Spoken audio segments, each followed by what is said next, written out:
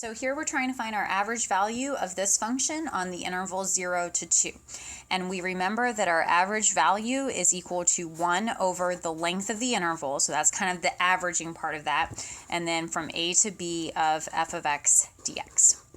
So setting this up, our a and b come from the interval here that's given. Again, they also represent it as a is equal to, b is equal to.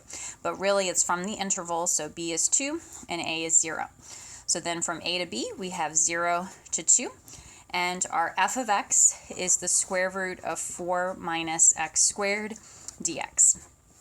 All right, so this is going to be a lot of fun here because you look at this square root and it's kind of like, oh my goodness, how am I supposed to integrate this thing? Because if I was taking the derivative, I would need the chain rule. And I don't have a chain rule currently for integration. And I do want to say one thing. If you have taken calculus or you know what we're coming up to soon, there is this substitution rule that we use in integrals.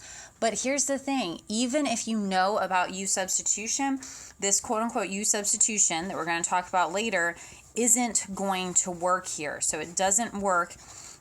And we're kind of at a standstill. So later we're going to talk about u substitution. But even once we learn u substitution, that is not going to work on integrating this function. So if you remember, this is a definite integral. And as a definite integral, we had 3 different ways of evaluating that definite integral.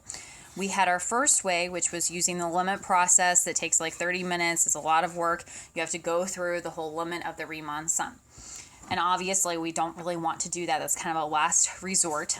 But the second thing that we had was using areas. And then the third thing that we had was using the fundamental theorem of calculus. Now, the fundamental theorem of calculus doesn't work right here with what we currently know because of the fact that we can't do u substitution. We would need a chain rule, but we don't have that chain rule for integrals right now.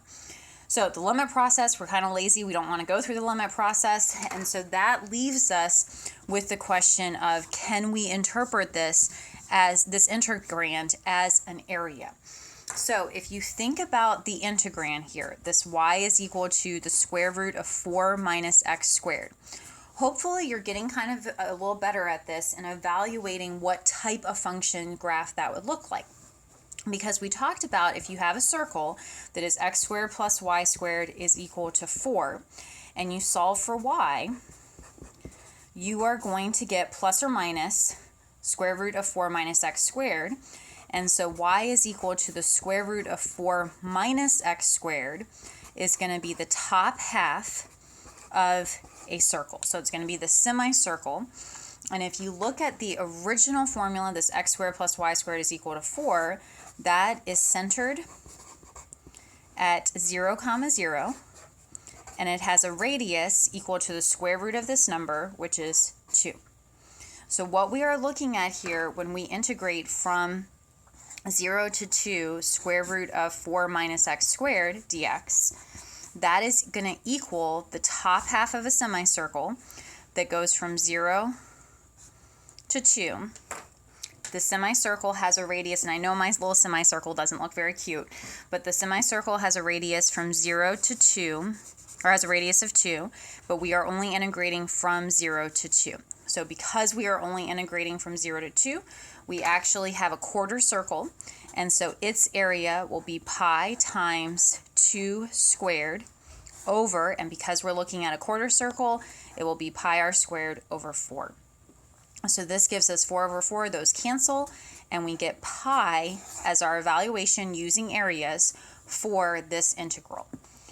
So putting this together, what we would do is we would go back up to our average value function definition where we were like, how do I integrate this? We use the area, and we found that when we use the area, we get pi for this integral.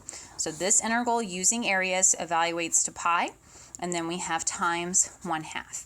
So that is giving us that the average value is equal to pi over 2. All right, so that's a really good question because it makes you think about the area for the circle in order to evaluate that integral. Now, the second part of this question is finding that c value for which f of c is equal to the average value. So to answer that, we go back to the fact that f of x is the square root of 4 minus x squared. So f of c will be the square root of 4 minus